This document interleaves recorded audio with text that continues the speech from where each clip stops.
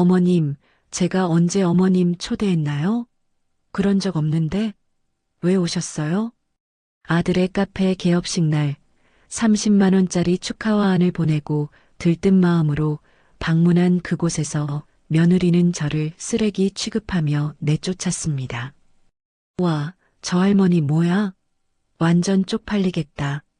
정말 뒤이어 따라붙은 건 사람들의 비웃음 섞인 수군거림이었죠. 하지만 그 개념 없는 며느리는 몰랐습니다. 제가 전화를 거는 그 순간 자신의 화려한 꿈이 단숨에 산산조각 날 거란 것을. 안녕하세요. 저는 올해 70을 맞은 강순자라고 합니다. 저는 조용히 묵묵하게 성실하게 살면 복이 온다고 생각한 사람이었어요. 그런데 그걸 역으로 이용하는 사람이 있더라고요. 저는 그 사람이 바로 가족이었습니다. 조용아 제 인생의 가장 치욕적인 순간이라고 여겨질 정도의 그때의 이야기 한번 해봐도 될까요? 남편이 세상을 떠난 지도 벌써 10년이 훌쩍 넘었습니다. 남편은 제게 서울 끝자락에 3층짜리 상가 건물 한 채를 남겨주었죠. 화려하지는 않아도 월세를 받아 생활하기에는 부족함이 없는 그런 건물이었습니다. 저는 건물 2층에 작은 관리 사무실을 두고 매일 임차인들의 불편을 챙기는 게 일과였어요. 그런 제게는 눈에 넣어도 아프지 않을 아들 은수가 하나 있습니다. 올해 36이 된 은수는 대학을 졸업하고도 이것저것 사업에 손을 댔지만 번번이 쓴맛을 봤죠. 저는 그저 아들이 안정적으로 정착하는 게 제 유일한 소원이었습니다. 그런 은수가 세진이라는 아이를 만나 결혼하겠다고 했을 때 저는 정말 기뻤습니다. 세진이는 겉모습도 화려하고 말도 똑 부러지게 잘하는 누가 봐도 똑똑한 여자였거든요. 이런 며느리라면 우리 은수를 잘 이끌어줄 거라고 굳게 믿었습니다. 그런데 결혼하고 며칠 지나지 않아 저는 며느리의 속마음을 조금씩 눈치채게 되었습니다. 세진이는 제가 입은 낡은 옷차림을 위아래로 힐끗 쳐다보며 입꼬리를 비틀곤 했어요. 제가 살갑게 말을 걸면 대답은 하면서도 눈은 애써 딴 곳을 보고 있었죠. 무엇보다 은수가 저를 찾아오는 것을 노골적으로 싫어했습니다. 엄마, 오늘 저녁이나 같이 먹을까? 은수가 반갑게 전화를 걸어오면 수화기 너머로 세진이가 날카롭게 쏘아붙이는 소리가 들렸어요. 뭐, 또 엄마. 은수 씨는 엄마 없으면 밥도 못 먹어. 진짜 애어른이야 정말. 은수는 금세 목소리가 기어들어가. 아니, 그게 아니고 그럼 다음에 보자. 엄마하고 황급히 전화를 끊곤 했습니다. 그래도 저는 꾹 참았습니다. 며느리 비위를 맞추는 것도 시어머니의 도리라고 애써 생각했으니까요. 그리고 무엇보다 은수가 곁에서 마냥 행복해 보였습니다. 그러던 작년 가을, 은수와 세진이가 나란히 제 사무실로 찾아왔어요. 은수가 머리를 극적이며 웃었어요. 엄마, 우리 저기 1층에서 카페 하나 하려고 하는데. 저는 너무 기뻐서 저도 모르게 손뼉을 쳤습니다. 어머나, 그래, 정말. 아이고, 우리 은수가 드디어 자기 가게를 갖는구나. 제가 기뻐하는 사이 세진이가 팔짱을 끼고 서류를 보듯 저를 쳐다보며 말했습니다. 어머님, 그런데 1층 임대료 시세대로 받으실 건가요? 지금 얼마죠? 저는 순간 머뭇거리다가 대답했어요. 지금 시세가 월 300만 원 정도 하는데. 그럼 저희한테 300에 주시면 되겠네요. 세진이가 칼같이 말을 잘랐습니다. 저는 놀라서 얼른 고개를 저었어요. 아이고, 아니다. 무슨 소리냐? 너희한테는 150만 원만 받을란다. 시세의 반값이니까 부담은 훨씬 덜하겠지? 은수가 토끼 눈이 되어 저를 바라봤습니다. 엄마, 진짜? 정말 150? 그럼 우리 은수 사업 잘 되라고 이 엄마가 돕는 건데 그 정도는 해줘야지. 저는 아들만 봐도 배가 부른 듯 흐뭇하게 웃었습니다. 하지만 세진이는 그저 무표정하게 고개를 까딱했을 뿐 감사하다는 말은커녕 눈웃음 한 번 짓지 않았습니다. 계약서를 쓰고 보증금을 받는 날 세진이가 저를 똑바로 쳐다보며 말했어요. 어머님, 한 가지 부탁드릴 게 있는데요. 저희가 인테리어 공사하는 동안 2층에서 그렇게 창문으로 내려다보지 않으셨으면 좋겠어요. 일하시는 분들도 신경 쓰이고 저희도 좀 그렇거든요. 저는 망치로 머리를 맞은 듯 멍하니 고개만 끄덕였습니다. 그날 이후 저는 제 사무실에서 창밖을 내다보는 것조차 며느리 눈치를 보게 되었습니다. 석 달 동안 쿵쾅거리며 공사가 진행되었죠. 저는 밤낮으로 들려오는 망치 소리와 드릴 소리를 자장가라 여기며 카페가 어서 예쁘게 완성되기를 기다렸어요. 매일 아침 뜨끈한 커피와 간식이라도 갖다 주고 싶었지만 세진이의 그 차가운 얼굴이 떠올라 그러지도 못했습니다. 그러던 어느 날 저녁 은수에게서 문자 메시지 한 통이 왔습니다. 엄마, 우리 다음 주 토요일에 개업해. 세진이 친구들이랑 손님들 많이 올 것 같아서 엄청 정신없을 것 같네. 저는 그 메시지를 보며 애써 빙그레 웃었습니다. 이게 저보고 오지 말라는 뜻인지 아니면 그냥 바쁘다고 알려주는 건지 헷갈렸지만 저는 괜찮다고 생각했어요. 조용히 뒤에서 응원해주는 것도 엄마의 역할이니까요. 개업식 전날 밤 저는 옷장을 열어 가장 아끼는 회색 외투를 꺼냈습니다. 남편이 살아있을 때 함께 백화점에 가서 큰맘 먹고 산 외투였어요. 10년도 더 된 낡은 옷이지만 제게는 세상에서 가장 귀한 옷이었습니다. 다음 날 아침 저는 그 외투를 깨끗이 털어입고 거울 앞에 섰습니다. 머리를 곱게 빗고 아주 오랜만에 립스틱도 살짝 발랐죠.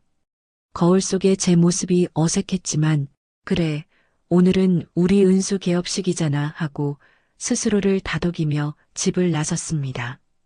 그리고 바로 꽃집에 들렀죠.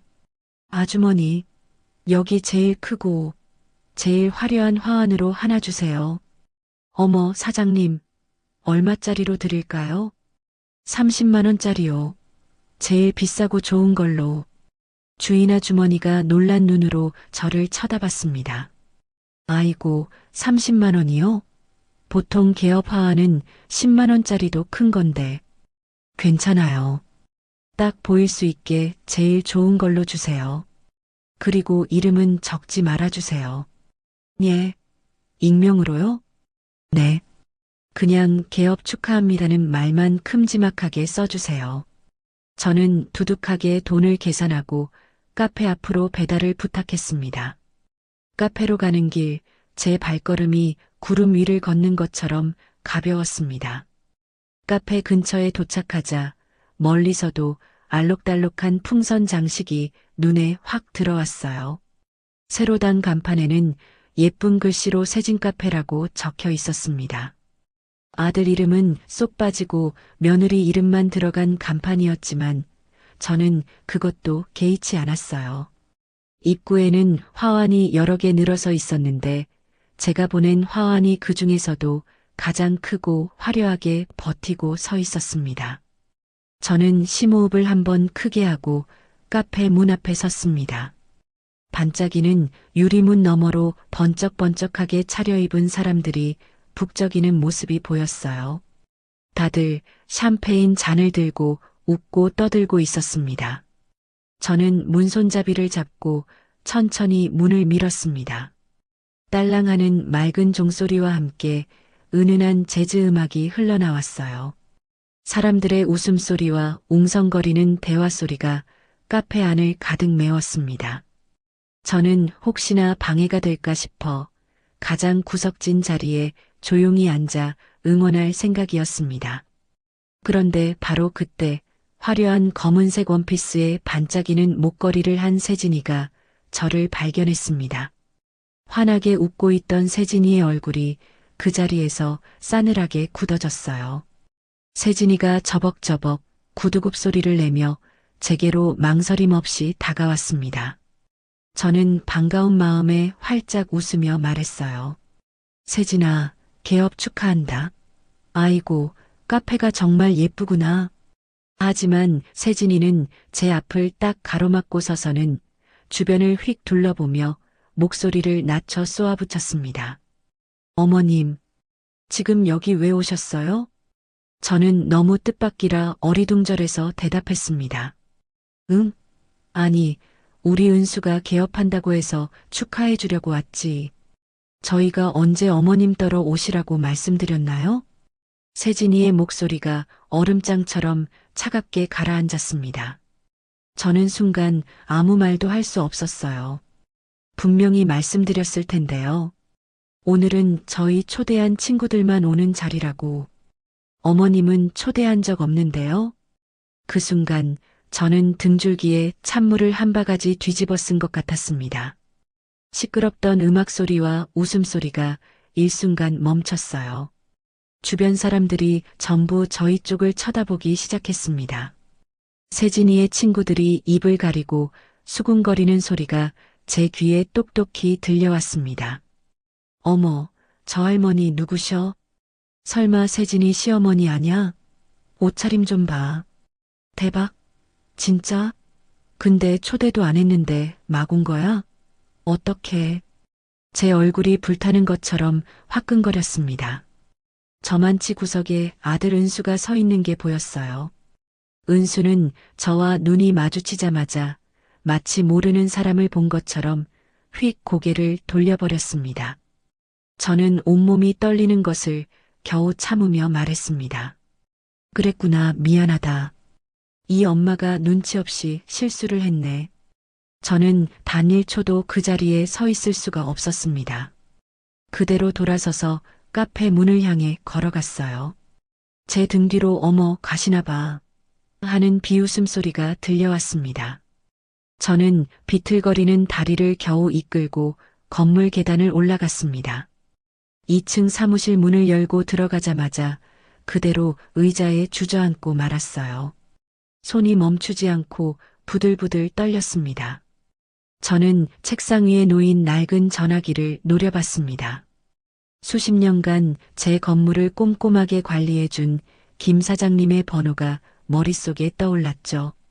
저는 떨리는 손으로 수화기를 들고 천천히 하지만 망설임 없이 번호를 눌렀어요. 신호음이 2번 울리고 김 사장님의 목소리가 들렸습니다. 여보세요, 강 사장님. 웬일이십니까?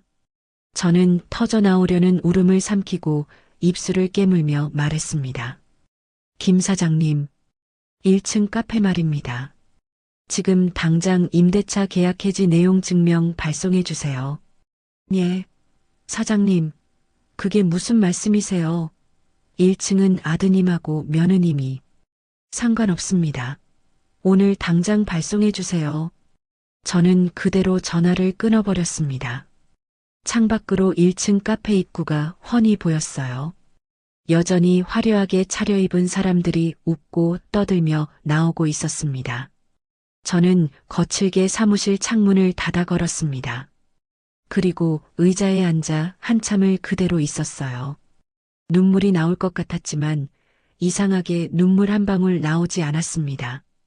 그저 가슴속 깊은 곳에서 무언가가 얼음처럼 차갑게 굳어지는 것이 똑똑히 느껴졌습니다. 내용 증명을 보낸 지 딱 사흘째 되던 날이었습니다. 저는 애써 태어난 척 사무실에서 건물 관리 장부를 정리하고 있었죠. 그때 계단을 일부러 발을 구르듯 올라오는 요란한 발소리가 들렸습니다. 아니나 다를까 사무실 문이 벌컥 열어젖혀졌어요. 들이닥친 건 바로 은수와 세진이었습니다. 세진이가 씩씩거리더니 봉투를 제 책상 위에 내동댕이 치며 소리쳤습니다. 어머님, 이게 지금 뭐 하시는 짓이에요? 그 악다구니에 저는 귀가 다 먹먹했습니다. 보면 모르겠니? 임대차 계약 해지 통보서다. 세진이가 분을 못 이기고 제 책상을 손바닥으로 쾅 하고 내리쳤어요. 어머님, 지금 제정신이세요? 저희가 이 카페에 얼마나 공을 들였는지 아시면서 이래요? 저는 의자에 앉은 채 세진이를 가만히 올려다봤습니다. 알지. 왜 모르겠니? 그래서 시세의 반값으로 임대를 해줬잖니. 그러자 옆에 서 있던 은수가 기어들어가는 목소리로 끼어들었습니다. 엄마, 그래도 이건 너무한 거 아냐? 개업한 지 이제 겨우 일주일 됐는데 갑자기 나가라니. 저는 은수를 똑바로 쳐다봤습니다. 은수야, 너 개업식 날 기억나? 은수가 제 시선을 이기지 못하고 눈을 피했습니다. 아, 그건 그날 세진이가 너무 긴장하고 예민해서 실수한 거야, 엄마. 세진이가 기가 차다는 듯이 팔짱을 끼며 끼어들었습니다. 제가 뭘 그렇게 잘못했는데요? 저희 친구들만 초대한 자리에 어머님이 불쑥 오신 거잖아요. 저는 그 말에 천천히 자리에서 일어났습니다. 그래서 초대하지 않았다고 이 시매미를 사람들 앞에서 대놓고 망신을 줘? 그게 요즘 방식이니? 세진이가 어이없다는 듯이 코웃음을 쳤습니다. 모욕이요? 과장이 심하시네요.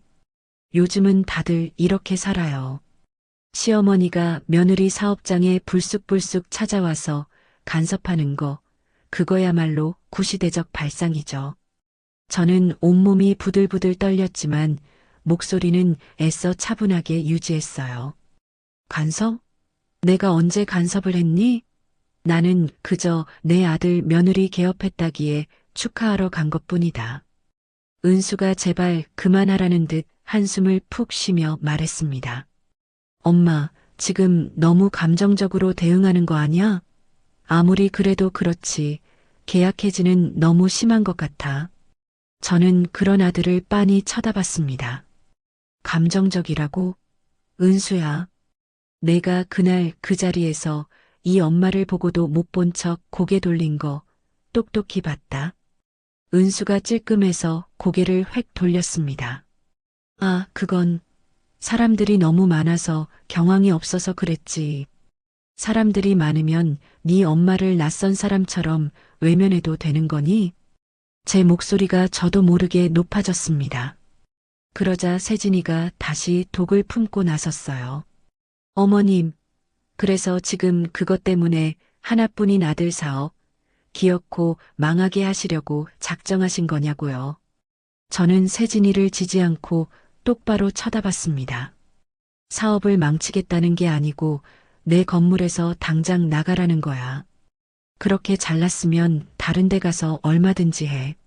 세진이가 얼굴이 시뻘개져서 소리쳤습니다. 지금 장난하세요? 저희가 여기 얼마나 투자했는데요. 인테리어 비용으로만 5천만 원이 넘게 들어갔다고요. 그건 내가 알 바 아니다. 계약서에 명시된 대로 딱 석 달 줄 테니 그 안에 나가면 돼. 은수가 그제야 다급하게 제 팔을 붙잡았습니다.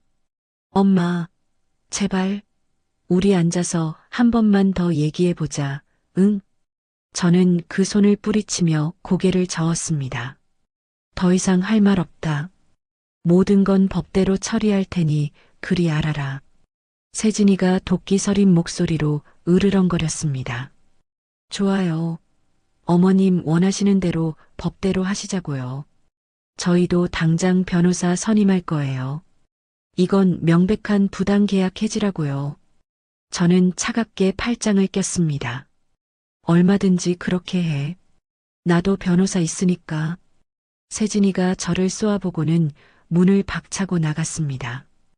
은수가 제 눈치를 보며 망설이다가 이내 세진이를 뒤따라갔죠. 쾅 하고 닫히는 문소리가 조용한 복도에 크게 울렸습니다. 저는 그제야 다리에 힘이 풀려 의자에 주저앉았습니다. 창밖을 내려다보니 세진이가 팔을 마구 휘저으며 은수에게 악을 쓰고 있었고 은수는 그저 고개를 푹 숙인 채 끌려가듯 걸어갔습니다. 저는 곧장 책상 서랍을 열어 명함 한 장을 꺼냈습니다. 전에 김 사장님이 소개해준 박 변호사였어요. 저는 망설임 없이 전화기를 들고 번호를 눌렀습니다. 여보세요. 박 변호사님이신가요? 저 강순자입니다. 네, 그때 말씀드렸던 1층 건 시작해야겠습니다. 그날 이후 일주일이 흘렀습니다. 저는 박 변호사와 만나 계약서를 꼼꼼히 검토했고 해지 절차가 아주 적법하다는 확인까지 받았습니다. 물론 세진이와 은수 쪽 변호사에게서도 으름장 가득한 내용 증명이 날아왔죠. 1층 카페는 보란 듯이 문을 열고 계속 영업을 했습니다. 하지만 분위기가 완전히 달라졌어요. 낮에는 이상하게 조용했지만 저녁이 되면 지축을 울리는 시끄러운 음악 소리가 건물 전체를 흔들었습니다. 처음 개업했을 때 잔잔한 재즈 음악을 틀던 그 카페는 온데간데 없고 어느 순간부터 시끄러운 술집으로 변해버렸습니다. 쿵, 쿵. 심장을 때리는 비트 음악이 건물 전체에 울려 퍼졌고 술에 취한 손님들의 고함 소리가 2층 제 사무실 계단까지 쩌렁쩌렁 들려왔습니다. 그러던 어느 날 저녁 저는 도저히 참다 못해 계단을 내려갔습니다. 1층 유리문 밖에서 안을 들여다보자 정말 기가 막힌 광경이 펼쳐졌습니다. 테이블마다 빈 술병이 나뒹굴고 있었고 카페 안은 담배 연기로 자욱했어요. 은수가 카운터에서 멍하니 술을 따르고 있었고 세진이는 짧은 치마 차림으로 손님들 사이를 오가며 시시덕거리고 있었습니다. 제가 알던 그 카페의 모습이 아니었어요. 저는 문을 세게 두드렸습니다. 세진이가 잔뜩 짜증난 얼굴로 문을 열었습니다. 아, 뭐예요? 세진이가 저를 위아래로 훑어보며 차갑게 물었습니다. 음악 소리 좀 줄여줄 수 없겠어? 이 건물에 있는 다른 사람들도 생각해줘야지. 어머님, 이래라 저래라 하지 마세요. 손님들이 이 음악을 제일 좋아해요. 아무리 그래도 소리가 너무. 제가 말을 채 끝내기도 전에 세진이가 쾅 하고 문을 닫아버렸습니다. 저는 피가 거꾸로 솟는 심정으로 주먹을 꽉 쥐고 2층으로 올라왔습니다. 아니나 다를까 다음 날 아침 3층 학원 원장님이 제 사무실로 찾아왔습니다. 강 사장님, 드릴 말씀이 좀 있어서요. 원장님이 제 눈치를 살피며 조심스럽게 말을 꺼냈습니다. 네, 원장님. 어서 말씀하세요. 혹시 1층 때문인가요? 네, 맞아요. 요즘 1층이 밤낮으로 너무 시끄럽지 않나요? 특히 저녁반 학생들이 공부에 집중하기가 너무 힘들다고 하는데 저는 무거운 마음으로 고개를 끄덕였습니다. 저도 잘 알고 있습니다. 지금 법적으로 조치를 취하고 있으니 조금만 기다려주세요. 원장님이 한참을 머뭇거리다 말했습니다. 그런데 혹시 아드님네하고 사이가 많이 안 좋으신 거예요? 저는 순간 멈칫했습니다. 원장님, 그건 왜 물으시는 거죠? 아니요, 그게 아니라 1층 며느님이 어느 모임에서 그랬나 봐요. 시어머니가 건물주라고 괜히 사사건건 트집 잡고 못살게 군다고. 저는 입술을 깨물었습니다. 세진이가 밖에서 저를 그런 식으로 말하고 다닌다는 거였죠. 원장님, 제 집안일은 신경 쓰지 않으셨으면 좋겠습니다. 제 목소리가 차갑게 나갔습니다. 원장님이 황급히 고개를 숙였습니다. 아이고, 죄송합니다, 사장님. 제가 괜한 말을 꺼냈네요. 실례했습니다. 원장님이 당황해서 서둘러 사무실을 나갔습니다. 저는 의자에 앉아 깊은 한숨을 쉬었습니다. 설상가상으로 며칠 뒤부터는 바로 옆 사무실 2층 세무사 사무실의 김 회계사님도 저를 피하기 시작했습니다. 전에는 복도에서 마주치면 사장님 차나 한잔 하시죠? 라며 살갑게 굴던 사람이 이제는 고개만 까딱하고는 제 눈을 피하며 쏜살같이 지나갔습니다. 저는 그렇게 제가 평생을 바친 이 건물 안에서 서서히 외톨이가 되어갔습니다. 변호사와 법적 공방을 준비한 지 벌써 한 달이 흘렀습니다. 저는 세진이 측 변호사가 보내온 뻔뻔하기 짝이 없는 답변서를 읽으며 지루한 싸움을 이어가고 있었죠. 그러던 어느 날 오후 우편함에 노란색 등기우편 봉투가 꽂혀 있는 것을 발견했습니다. 발송인은 다름 아닌 구청이었습니다. 저는 책상에 앉아 떨리는 손으로 봉투를 뜯었습니다. 안에는 빳빳한 공문 한 장이 들어 있었어요. 재개발 사업 지정 예비구역 안내. 그 제목을 읽는 순간 숨이 턱 막히고 손에서 힘이 빠져 봉투를 떨어뜨릴 뻔했습니다.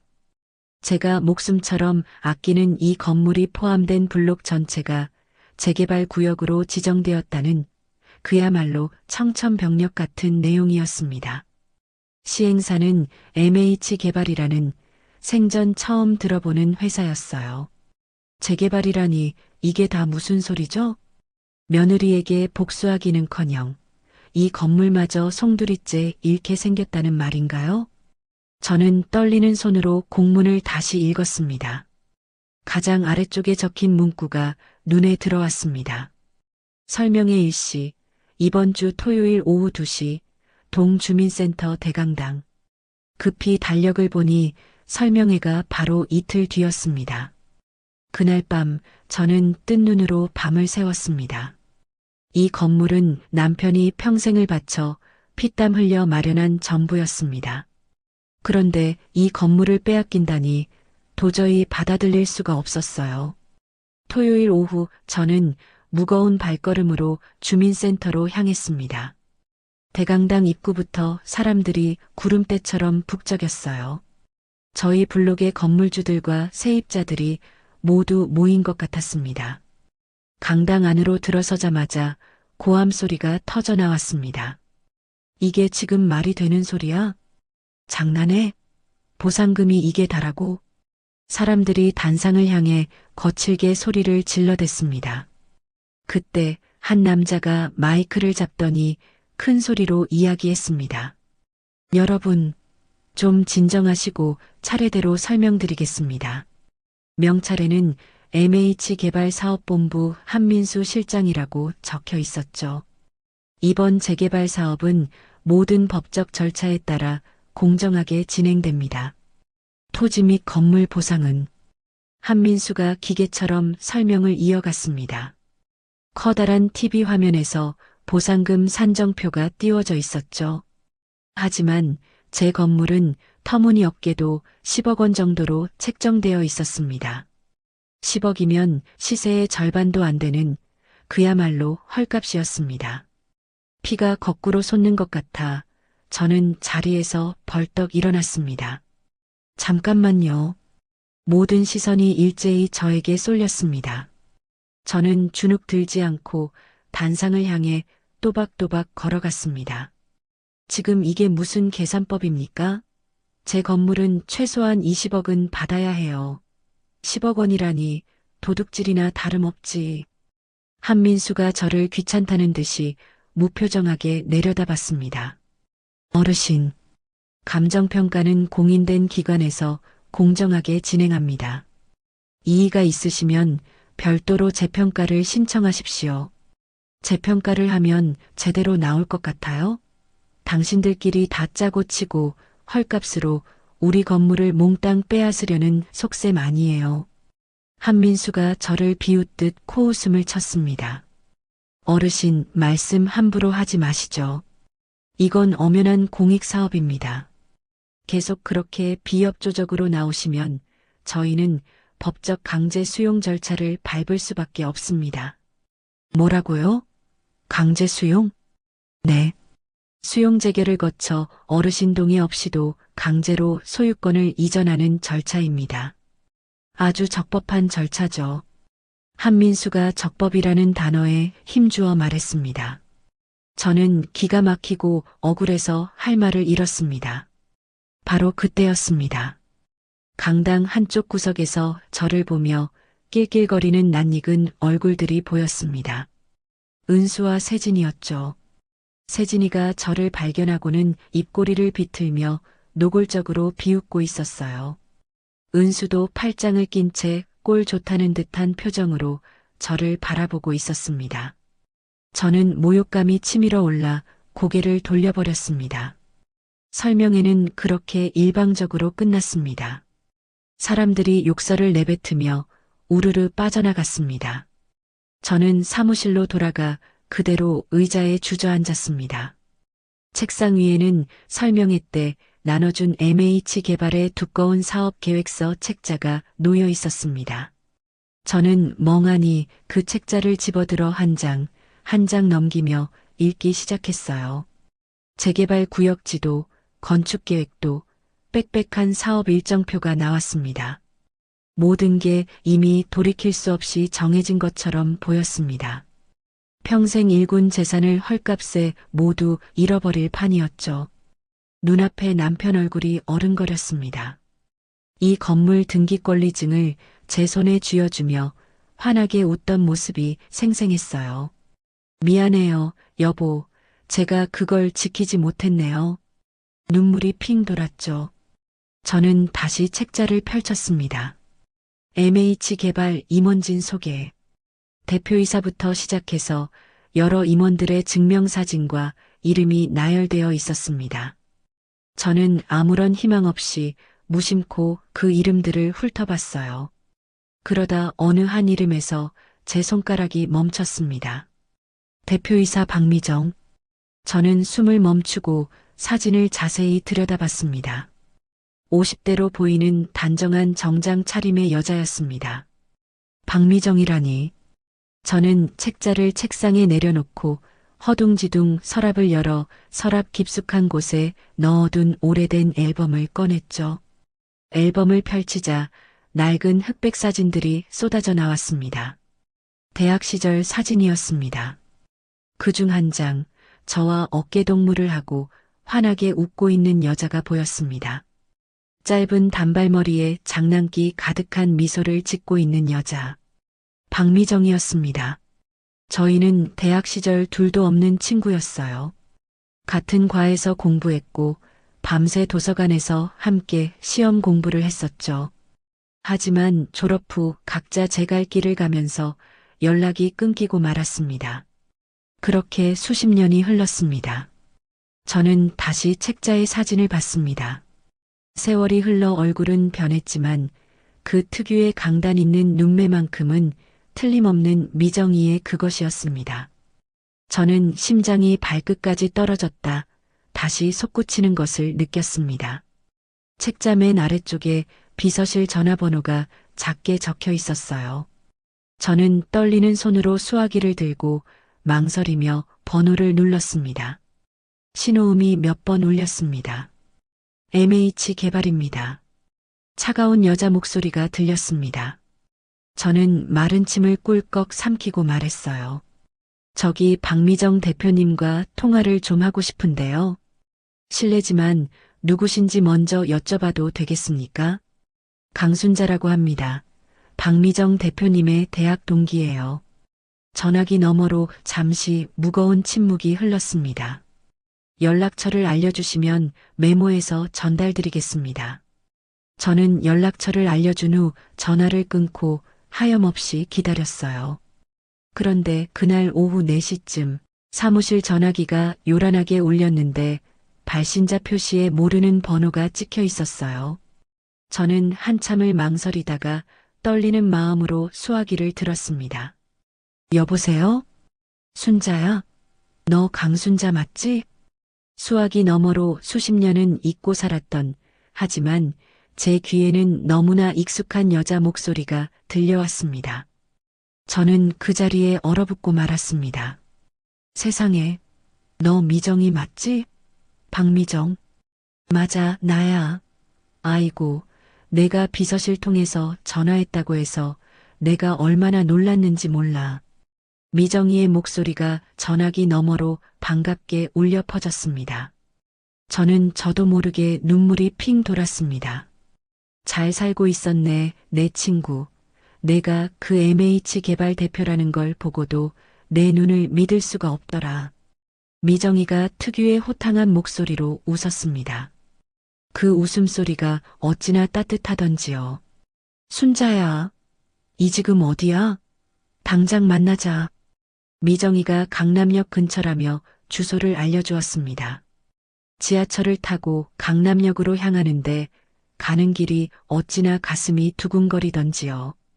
미정이가 알려준 주소를 찾아가자 하늘을 찌를 듯이 높은 유리 건물이 나타났습니다. 안내 데스크에 앉은 젊은 여직원이 저를 보고 상냥하게 물었습니다. 어떻게 오셨습니까? 박미정 대표님을 만나러 왔는데요. 성함이 어떻게 되시죠? 강순자라고 합니다. 여직원이 잠시 전화를 하더니 고개를 끄덕이며 말했습니다. 15층으로 올라가시면 됩니다. 비서실장이 앞에서 안내해 드릴 겁니다. 저는 엘리베이터를 탔습니다. 15층 버튼을 누르는데도 심장이 쿵쾅거렸어요. 문이 열리자 세련된 복도 끝에 대표이사실이라고 적힌 육중한 문이 보였습니다. 저는 천천히 걸어가 문을 노크했어요. 들어와. 미정이의 목소리였습니다. 저는 떨리는 손으로 문을 열었습니다. 눈앞에 믿을 수 없이 넓은 사무실이 펼쳐졌고 큰 창문 너머로 서울 시내가 한눈에 내려다 보였습니다. 고급스러운 책상 뒤에 앉아있던 여자가 벌떡 일어섰습니다. 틀림없는 미정이었습니다. 미정이는 세련된 회색 정장을 입고 머리를 단정하게 넘긴 모습이 제가 알던 왈가닥 대학생이 아니었습니다. 순자야. 미정이가 환하게 웃으며 성큼성큼 다가왔습니다. 아이고, 이게 누구야? 강순자. 이게 진짜 얼마만이야? 미정이가 제 손을 덥석 잡았습니다. 미정아, 이게 얼마만이니? 30년은 넘은 것 같아. 그러게 말이다. 졸업하고 코빼기 한 번 못 보고 이 녀석 아주 꽁꽁 숨어 살았구나. 미정이가 저를 푹신한 소파로 이끌었습니다. 순자야, 그동안 어떻게 지냈어? 결혼은 했고? 응, 했지. 근데 남편이 10년 전에 먼저 세상을 떠났어. 미정이의 환했던 얼굴이 순간 안타까움으로 변했습니다. 어머나, 그랬구나. 혼자 얼마나 힘들었어. 아니야, 괜찮아. 남편이 다행히 건물 하나를 남겨줘서 그거 관리하면서 그냥저냥 살았지. 건물? 어딘데? 저는 제 건물이 있는 주소를 말했습니다. 그러자 미정이의 눈이 동그래졌어요. 뭐? 거기라고? 순자야, 세상에, 거기가 바로 우리 이번 재개발 구역이잖아. 맞아. 그래서 내가 너한테 전화를 한 거야. 미정이가 잠시 생각에 잠기더니 고개를 끄덕였습니다. 그랬구나. 어쩐지 설명회 때 내가 직접 갔어야 했는데 요즘 일이 너무 바빠서 한 실장만 보냈더니 나도 내가 대표인 줄은 꿈에도 몰랐어. 사업계획서 맨 뒷장 보고 알았다니까. 미정이는 졸업 후 건설회사에 들어가 10년을 구르다가 독립해서 지금의 MH 개발을 일궜다고 하더군요. 정말 대단하다, 미정아. 넌 옛날부터 그렇게 똑소리 나더니 너야말로 대단하지. 혼자서 건물 관리하며 그 세월을 버텼다니. 정말 쉽지 않았을 텐데. 저는 고개를 저었습니다. 나는 그냥 하루하루 버틴 거지. 그런데 미정아, 지금 내가 문제가 좀 생겨서 말이야. 재개발 보상금 문제 때문에? 걱정 마. 내가. 아니, 그것도 그렇지만 사실은 저는 미정이에게 그동안 겪었던 모든 이야기를 털어놨습니다. 아들 은수와 며느리 세진이가 카페를 차린 이야기, 개업식 날 저를 문전박대했던 그 모욕적인 순간, 그리고 임대 계약 해지 통보와 지긋지긋한 법적 공방까지 전부 말입니다. 미정이는 팔짱을 낀 채 말없이 제 이야기를 끝까지 들었습니다. 제가 이야기를 마치자 미정이가 깊은 한숨을 내쉬었습니다. 순자야, 아이고, 이 바보야, 그걸 왜 혼자 끙끙 앓고 있었어. 어떻게든 며느리한테 복수하려고 버텼는데 이제 재개발까지 겹쳐서 이대로면 헐값에 건물도 잃고 다 끝장날 것 같아. 미정이가 제 손을 꽉 잡았습니다. 순자야, 정신 차려. 아직 끝난 거 아무것도 없어. 내 말 똑똑히 들어. 내가 너한테 기가 막힌 방법을 알려줄게.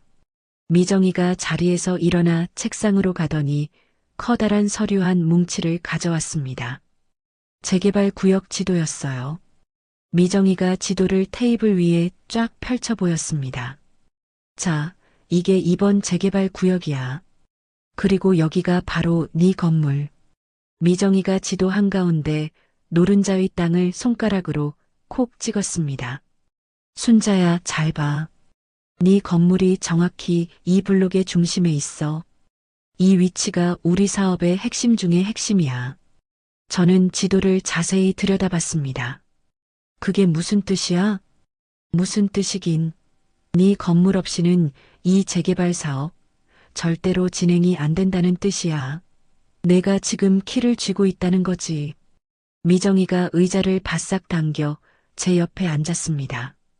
순자야, 나한테 두 가지 제안이 있어. 잘 들어. 뭔데? 첫 번째는 내가 그냥 버티는 거야. 그럼 우리가 법적으로 줄 수 있는 최대 보상금을 받고 건물을 넘기는 거지. 물론 내가 사장이니까 감정가보다는 훨씬 더 챙겨줄 수 있어. 저는 입술을 깨물었습니다. 그래봤자 결국 시세보다 한참 적은 돈 받고 쫓겨나는 거잖아. 그렇지. 바로 그거야. 그래서 두 번째 제안이 있어. 미정이가 제 어깨를 잡고 말했습니다. 나랑 손잡자. 이 구역의 개발 주체가 되는 거야. 저는 너무 놀라 눈을 깜빡였습니다. 개발 주체라고? 그게 무슨 말이야? 내가 단순히 건물주로 보상금이나 받고 떨어져 나가는 게 아니라 아예 우리 MH 개발의 파트너가 되는 거야.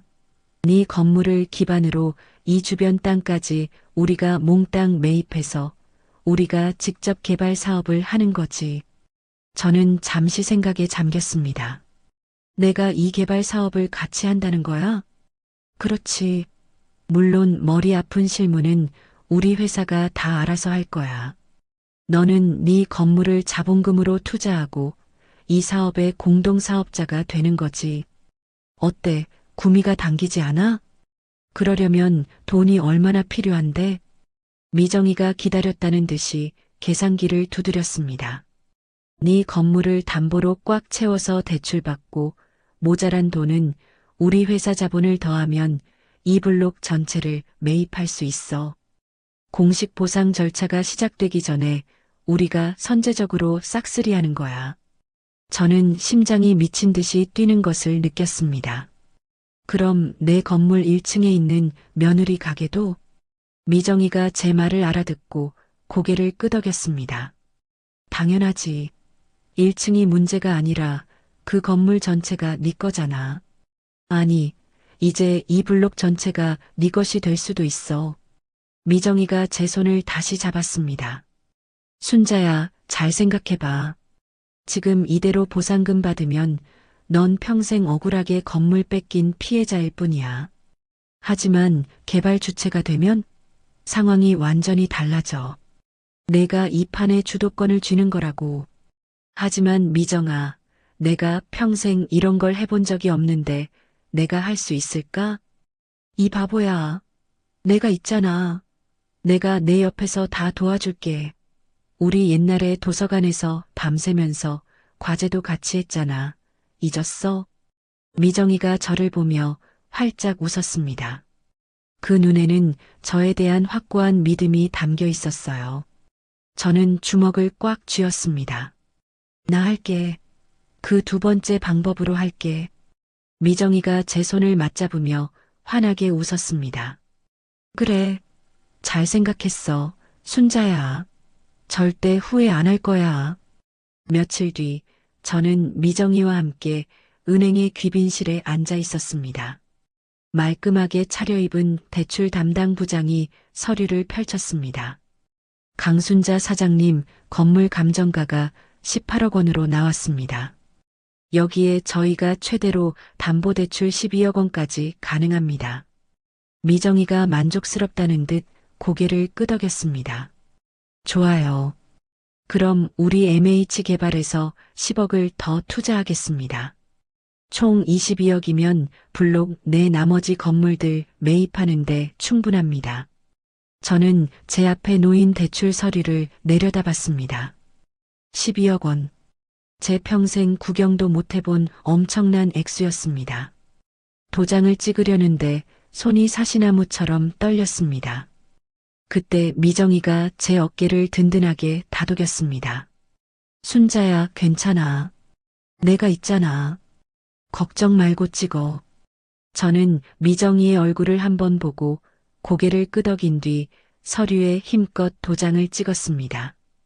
대출은 그 즉시 실행되었고 저희는 곧바로 움직이기 시작했습니다. 미정이의 법무팀과 사업팀이 블록 내 다른 건물주들을 물밑에서 접촉하기 시작했죠. 그리고 일주일 뒤 미정이가 저를 다시 회사로 불렀습니다. 넓은 회의실에는 미정이와 임원들이 앉아 있었습니다. 그 중에는 설명회 때 저를 어르신이라 부르며 무시하던 한민수 실장도 있었습니다. 한민수 실장이 저를 보자마자 90도로 허리를 숙이며 인사했습니다. 강순자 사장님 오셨습니까? 지난번엔 제가 미처 못 알아뵙고 신뢰가 많았습니다. 한민수 실장은 제게 보고서를 펼쳐 보였습니다. 대표님, 그리고 강 사장님, 보고 드립니다. 블록 내 건물 총 12채 중 9채의 매입 계약을 완료했습니다. 미정이가 만족스러운 표정을 지었습니다. 좋아. 아주 빨라. 나머지는? 3채가 남았는데 현재 가격 협상 막바지 단계입니다. 곧 마무리될 것 같습니다. 저는 설명회 때와는 180도 달라진 한민수 실장의 태도를 보며 기분이 이상했습니다. 미정이가 제게 속삭였습니다. 순자야, 우리가 시세보다 20%나 높게 현금으로 바로 쳐준다고 제시했거든. 건물주들이 안 넘어오고 100이겠어? 그럼 구청에서 주는 보상금보다 훨씬 많이 받는 거네? 당연하지. 공식 보상 절차가 들어가면 시간만 질질 끌리고 헐값받기 십상이야. 우리가 이렇게 빨리 현금으로 쳐주니까 다들 쌍수 들고 환영하는 거지. 순자야, 이제 이 블록의 대부분이 우리 거야. 공식 재개발 절차가 시작되면 우리가 이 판의 주도권을 완전히 쥐게 되는 거라고. 그렇게 석 달이라는 시간이 흘렀습니다. 저는 매일 강남 한복판에 있는 미정이의 회사 MH개발로 출근을 했어요. 사무실에 도착해 차를 마시는데 미정이가 급하게 들어왔습니다. 순자야, 뭐해? 지금 시공사 대표님 기다리시겠다. 얼른 가자. 어머, 벌써 시간이 그렇게 됐어? 알았어. 금방 갈게. 저는 서류를 챙겨 들고 바쁘게 일어났습니다. 시공사 대표와의 미팅에서는 공사 일정부터 예산, 자재 조달 문제까지 꼼꼼하게 논의했죠. 강 사장님, 그럼 철거는 정확히 언제쯤 시작할 계획이신가요? 시공사 대표가 저를 쳐다보며 물었습니다. 미정이가 달력을 펼쳐 보이며 대답했어요. 다음 달 초로 잡았습니다. 그 전에 기존 세입자들 퇴거 절차를 완전히 마무리해야죠. 알겠습니다. 철거 장비는 미리 준비해 두겠습니다. 미팅이 끝나고 저는 미정이와 함께 대표실로 돌아왔습니다. 아이고, 순자야. 피곤하지? 미정이가 따뜻한 커피를 건네며 물었어요. 아니, 하나도 안 피곤해. 오히려 재밌어. 그래, 다행이다. 아주 눈이 반짝반짝하네. 우리 강 사장님. 저는 창밖을 가만히 바라봤습니다. 미정아, 내가 정말 이런 일을 하게 될 줄은 꿈에도 몰랐어. 평생 그 낡은 건물 2층 사무실에 갇혀 살았는데 말이야. 순자야, 너 정말 잘하고 있어. 아까 미팅 때도 봐. 의견도 정확하고 아주 카리스마가 넘치던데? 다 네 덕분이지, 이게. 친구 좋다는 게 다 이런 거 아니겠어? 미정이가 제 어깨를 치며 쾌활하게 웃었습니다. 어느새 저는 그 블록 전체의 소유주가 되어 있었습니다. 재개발 사업의 주도권은 이제 완전히 저와 미정이의 손에 넘어왔죠. 저는 더 이상 낡은 건물 2층에 갇혀 지내던 힘없는 늙은 건물주가 아니었습니다. 그러던 어느 날 미정이가 서류 뭉치 하나를 제 앞에 조용히 내밀었어요. 순자야, 이제 이거 발송해야 해. 저는 서류를 집어들었습니다. 임대차 계약 종료 및 퇴거 명령서였습니다. 맨 위에는 3층 학원, 2층 세무사 사무실, 그리고 1층 카페가 적혀 있었습니다. 모든 세입자의 이름이 나열되어 있었죠. 저는 1층 카페 부분에서 눈을 뗄 수가 없었습니다. 제 아들과 며느리의 이름이었습니다. 저는 서랍에서 도장을 꺼내 망설임 없이 그 이름 위에 찍었습니다. 그리고 사흘째 되던 날이었습니다. 누군가 계단을 뛰어 올라오는 소리가 들렸습니다. 그리고 사무실 문이 벌컥 열리더니 은수와 세진이가 씩씩거리며 들어왔습니다. 세진이가 손에 그 노란 봉투를 구겨 쥔 채였습니다. 퇴거 명령서였죠. 어머님, 진짜 뭐 하는 거예요? 저희더러 나가라고요? 세진이가 악을 쓰며 소리쳤습니다. 저는 조금도 동요하지 않고 의자에 앉아 그 둘을 올려다봤습니다. 무슨 짓이라니? 공문 못 읽었어? 건물 부술 거니까 나가라는 거지. 은수가 앞으로 나서며 봉투를 흔들었습니다. 여기 시행사 대표의 강순자라고 엄마 이름이 떡하니 적혀 있어. 이게 도대체 무슨 일이야? 저는 책상 위에 공문을 손가락으로 툭툭 쳤습니다. 네 눈에 보이는 그대로다. 나도 이제 이 재개발 사업의 시행사 대표야.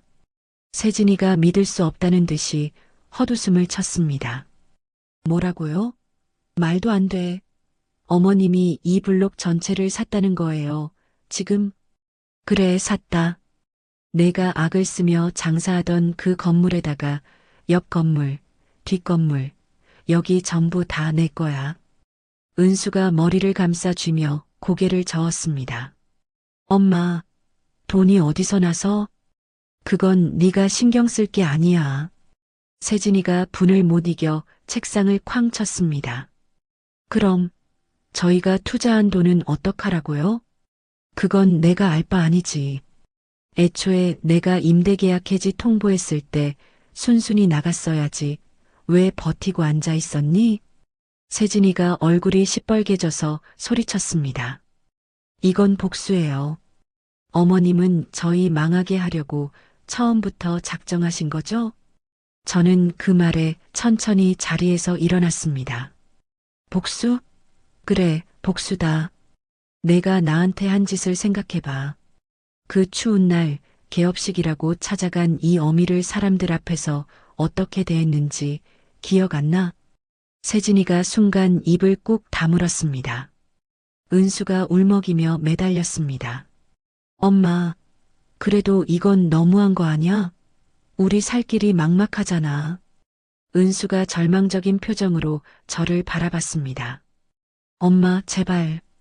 저는 차마 아들의 얼굴을 볼 수가 없어 고개를 돌려버렸습니다. 나가, 난 더 이상 너희와 할 말 없다. 세진이가 저를 죽일 듯이 노려보더니 이를 악물고 나갔습니다. 은수가 마지막까지 저를 애처롭게 바라보다가 고개를 떨구고 뒤따라 나갔습니다. 드디어 철거일이 되어 저는 아침 일찍 현장으로 나갔습니다. 미정이가 제 옆을 든든하게 지키고 서 있었어요. 순자야, 정말 괜찮아? 응, 괜찮아. 거대한 굴삭기가 우웅 하는 소리와 함께 움직이기 시작했습니다. 쿵! 거대한 철골팔이 건물 3층 모서리를 사정없이 내리쳤습니다. 벽이 종이장처럼 무너져 내렸고 뿌연 먼지가 하늘을 뒤덮었죠. 굴삭기가 천천히 1층으로 향했습니다. 저를 그토록 모욕했던 세진카페라고 적힌 분홍색 간판이 보였습니다. 쾅! 콰지직! 간판이 종이 조각처럼 부서졌습니다. 유리창이 폭포수처럼 깨지며 산산조각 났습니다. 저는 그 광경을 눈 하나 깜빡이지 않고 똑똑히 지켜봤습니다. 이상하게도 속이 다 후련한 묘한 해방감이 밀려왔습니다. 이 건물에 켜켜이 쌓여있던 제 모든 굴욕, 모든 아픔이 저 먼지와 함께 무너져 내리는 것만 같았습니다. 그때 저 멀리 안전선 밖에서 이쪽을 바라보는 두 사람이 보였습니다. 은수와 세진이었습니다. 그들은 넋이 나간 표정으로 건물이 무너지는 모습을 그저 멍하니 바라보고 있었어요. 세진이의 얼굴은 눈물로 범벅이 되어 있었습니다. 은수는 그저 망연자실한 표정으로 서 있었죠. 그때 미정이가 제 어깨를 따뜻하게 다독였습니다. 순자야, 낡은 건 부서져야 새 것을 세울 수 있는 거야. 이제 진짜 시작이야. 그래, 그렇겠지. 네 말이 맞아. 1시간쯤 지났을까요? 그렇게 견고해 보이던 건물이 완전히 사라졌습니다. 저는 미련 없이 돌아서서 현장을 떠났습니다. 미정이가 제 옆에서 함께 걸었습니다. 다시는 뒤돌아보지 않았습니다. 오직 앞만 보고 꿋꿋하게 걸었습니다. 신축 공사가 시작된 지 석 달이 흘렀습니다. 건물의 윤곽이 서서히 드러나기 시작하던 어느 화요일 오후였습니다. 제 휴대폰이 요란하게 울렸습니다. 여보세요? 강 사장님이십니까? 낯선 남자의 다급한 목소리가 수화기 너머로 들려왔습니다. 네, 맞는데요. 누구신데요? 현장 소장 박철수입니다. 지금 큰일 났습니다. 급한 일이 생겨서 연락드렸어요. 숨이 턱 막혔습니다. 무슨 일인데요? 침착하게 말씀하세요. 방금 현장에서 인부 한 명이 철골에서 떨어졌습니다. 지금 피를 많이 흘려서 119 불러서 병원 가는 중입니다. 심각한가요? 지금 의식이 없습니다. 그런데 그게... 현장 소장이 말을 머뭇거렸어요. 왜요? 말씀을 하세요. 떨어진 인부가 아무래도 강 사장님 아드님인 것 같습니다. 저는 손에서 휴대폰을 떨어뜨릴 뻔했습니다. 뭐라고요? 그게 무슨 소리예요? 우리 은수라니. 신분증을 확인했는데 이름이 이은수라고 나와 있습니다. 저는 의자에서 벌떡 일어났습니다. 지금 어느 병원이에요? 당장 말해요. 성모병원 응급실입니다. 저는 전화를 끊자마자 가방을 낚아챘습니다. 사무실 문을 박차고 나가다 복도에서 미정이와 정면으로 마주쳤습니다. 어머, 순자야, 너 왜 이래? 무슨 일이야? 어디 가는데? 미정아, 큰일 났어. 은수가 공사장에서 다쳤대. 병원 가야 해. 뭐, 그게 무슨 소리야? 기다려. 내가 차로 데려다 줄게.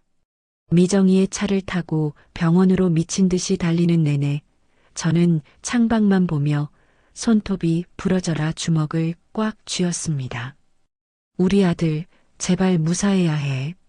병원에 도착하자마자 저는 차에서 뛰어내려 응급실로 달려들어갔습니다. 선생님, 이은수 환자 어디 있어요?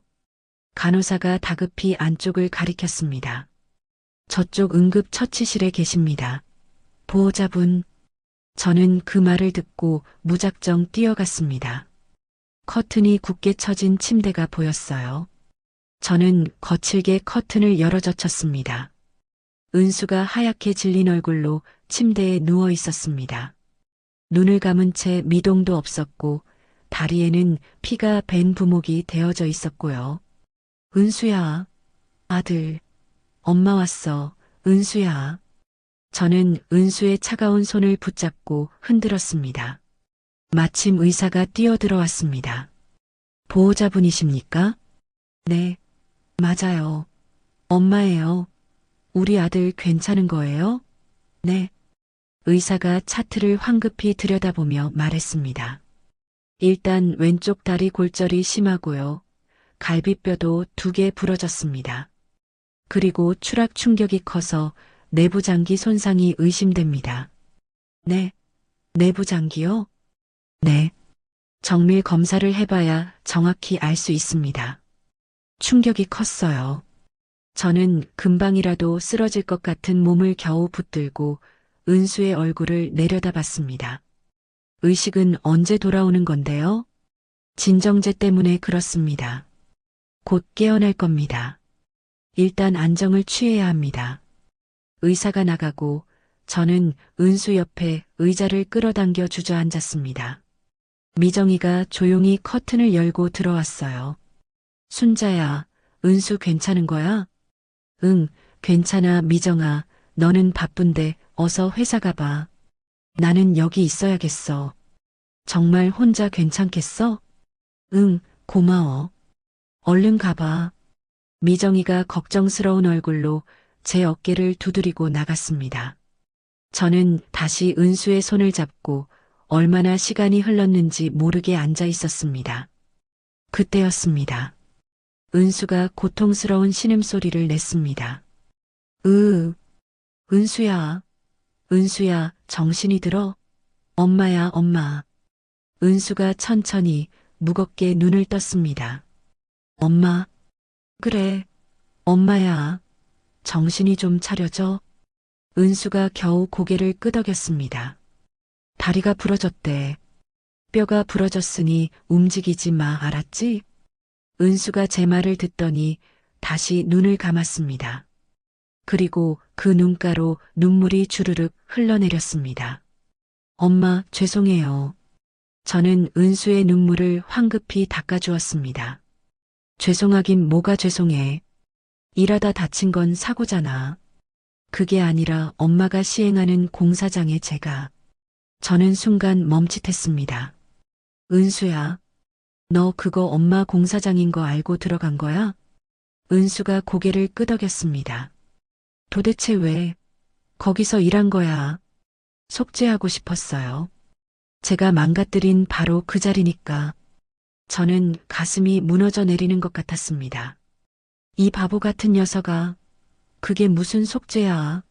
왜 그런 바보 같은 생각을 해? 제가 엄마한테 너무 못된 짓을 했어요. 세진이 편만 들고 엄마를 무시하고. 은수가 아이처럼 흐느꼈습니다. 저는 그런 은수의 손을 꽉 쥐었습니다. 됐다. 이제 그런 얘기 하지 마. 아무 말도 하지 마. 일단 다 낫는 게 먼저야.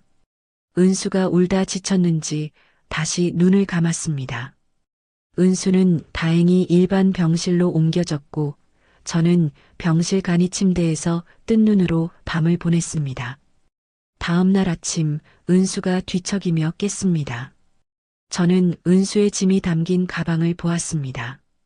침대 옆 테이블 위에 아무렇게나 놓여 있었죠. 은수야, 가방이 엉망이네. 엄마가 정리 좀 해도 될까? 네, 엄마. 저는 가방을 열었습니다. 안에는 땀 냄새 나는 작업복과 지갑, 휴대폰, 그리고 서류 몇 장이 뒤죽박죽 엉켜 있었습니다. 휴대폰을 꺼내는데 화면에 부재중 문자 메시지가 여러 개 떠 있었습니다. 그것은 세진에게서 온 문자였습니다. 여보, 이번 달 변제금 입금했어? 날짜 다 됐는데 빨리 해. 야, 연락 좀 받아. 돈 없으면 어쩔 거냐고. 저는 저도 모르게 눈살을 찌푸렸습니다. 변제금이라니 그게 무슨 말이죠? 가방 안을 더 뒤졌습니다. 손에 구겨진 봉투 하나가 잡혔습니다. 법원에서 온 등기우편이었습니다. 저는 떨리는 손으로 봉투를 펼쳤습니다. 안에는 개인회생 절차 개시 결정문이라고 적힌 서류가 들어 있었습니다. 저는 서류를 읽어 내려갔습니다. 채무자 이은수, 채무 총액 1억 2천만 원. 저는 숨이 막혀서 서류를 떨어뜨릴 뻔했습니다. 1억 2천? 은수야, 이게 다 뭐니? 이게 다 뭐니? 저는 서류를 들어보였습니다. 은수의 얼굴이 종이장처럼 하얗게 질렸습니다. 빚이 1억이 넘어. 이게 다 어떻게 된 거야? 말해. 은수가 입술을 지시겼습니다. 세진이가 카페 운영 자금으로 사채를 썼어요. 제 이름으로요. 뭐라고? 사채를 써? 저는 정말 몰랐어요. 나중에 알았어요. 카페 망하고 나니까 저한테 독촉 전화가 미친 듯이 오기 시작했어요. 그래서 세진이는 도망갔어요. 저 몰래 짐 싸서 연락도 다 끊겼어요. 빚은 전부 제 명의로 되어 있으니까 꼼짝없이 제가 다 갚아야 했어요. 저는 화가 머리끝까지 치밀어 올랐습니다. 그래서 개인회생이라는 걸 한 거야? 네, 변호사 찾아가서 상담하고 매달 변제금을 내고 있어요. 그래서 공사장에서 일한 거예요. 이 바보 같은 녀석아, 왜 엄마한테 한마디도 얘기 안 했어? 제가 어떻게 말해요? 엄마한테 그 못된 짓을 하고 뻔뻔하게 빚까지 떠안았다고. 은수가 다시 울음을 터뜨렸습니다. 저는 정말 가슴이 갈기갈기 찢어지는 것 같았습니다. 이 멍청한 놈아. 그래도 엄마한테는 말했어야지. 죄송해요, 엄마.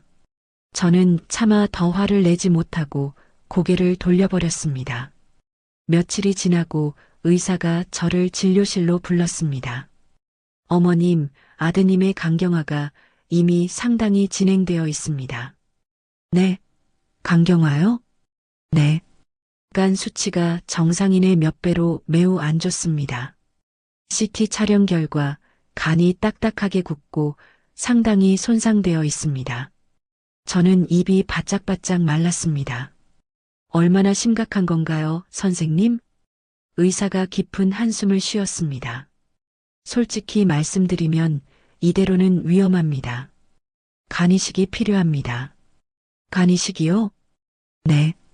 지금 상태로는 약물 치료만으로는 한계가 있습니다. 간 기능이 계속 떨어지면 생명이 위험할 수 있습니다. 저는 의자 손잡이를 꽉 잡았습니다. 원인이 뭔가요? 환자분이 혹시 술을 많이 드셨나요? 저는 그제야 고개를 끄덕였습니다. 카페를 운영하다가 나중에는 거의 술집처럼 운영했는데 그때 스트레스를 받아서 매일 밤 술을 마신 것 같아요. 의사가 고개를 끄덕였습니다. 역시 그렇군요. 스트레스와 과음이 한꺼번에 간을 망가뜨린 것 같습니다. 간이식은 그럼 어떻게 해야 하나요? 가족 중에 기증자가 있으면 가장 좋습니다. 어머님께서 먼저 적합성 검사를 받아보셔야 합니다. 제가 해도 되나요? 물론입니다. 일단 검사부터 받아보시죠. 저는 그날 당장 검사를 받았습니다. 그리고 이틀 뒤 결과가 나왔습니다. 의사가 저를 다시 불렀습니다. 어머님, 검사 결과가 나왔는데요. 유감스럽게도 부적합 판정이 나왔습니다. 네? 부적합이라고요? 네. 혈액형은 다행히 맞지만 조직 적합성이 전혀 맞지 않습니다. 이대로 기증하시면 거부 반응이 아주 심할 수 있습니다. 저는 무릎에 힘이 풀려 주저앉을 뻔했습니다. 그럼 이제 어떻게 해요, 선생님? 다른 가족분은 안 계십니까? 다른 분이 검사를 받아보시는 게... 저는 고개를 저었습니다. 가족이 없어요. 저랑 은수 둘뿐이에요. 그럼 배우자분은요? 아내분은?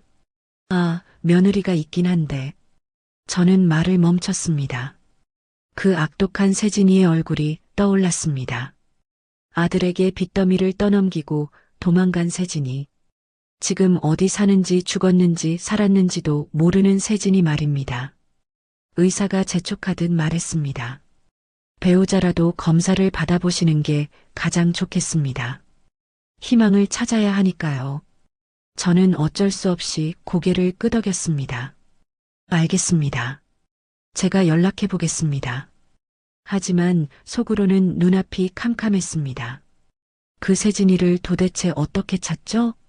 연락조차 안 되는데요. 저는 무거운 발걸음으로 병실로 돌아왔습니다. 저는 은수 옆에 힘없이 앉았습니다. 은수야, 혹시 세진이 연락처 정말 모르니? 은수가 힘없이 고개를 저었습니다. 전화번호 바꿨어요. 카톡도 다 탈퇴하고 연락 안 된 지 오래예요. 저는 병실을 나와 차가운 복도로 갔습니다. 창밖을 내다보며 생각에 잠겼습니다. 어디선가 어떻게든 그 세진이를 찾아야만 했습니다. 하지만 어디서부터 시작해야 할지 정말 막막했습니다. 저는 휴대폰을 꺼내 미정이에게 전화를 걸었습니다. 미정아, 나야. 순자야. 은수는 좀 어때? 미정아, 내가 너한테 정말 큰 부탁 좀 할 게 있어. 저는 미정이에게 그동안 일어난 모든 상황을 떨리는 목소리로 설명하기 시작했습니다. 미정이가 전화기 너머로 깊은 한숨을 쉬었습니다. 순자야, 사람 찾는 게 말처럼 쉽지가 않아. 전화번호도 바꾸고 작정하고 잠적한 거면. 미정아, 그래도 뭔가 방법이 있을 거 아냐? 제발. 일단 우리 회사 법무팀 통해서 알아볼 수 있는 건 다 알아볼게. 시간이 걸리겠지만 최대한 알아볼게. 전화를 끊고 병실로 돌아와 은수에게 물었습니다. 은수야, 혹시 세진이 친구들 연락처 아는 사람 한 명이라도 있니? 엄마, 그때 개업식 때 왔던 친구들이라도. 박민지라는 친구가 있었어요. 세진이 대학 때부터 제일 친한 친구라고 들었어요. 그 친구 연락처는 알아? 네, 제일 친한 친구라고 해서 혹시 무슨 일 있으면 연락하려고 저장해 놨었어요.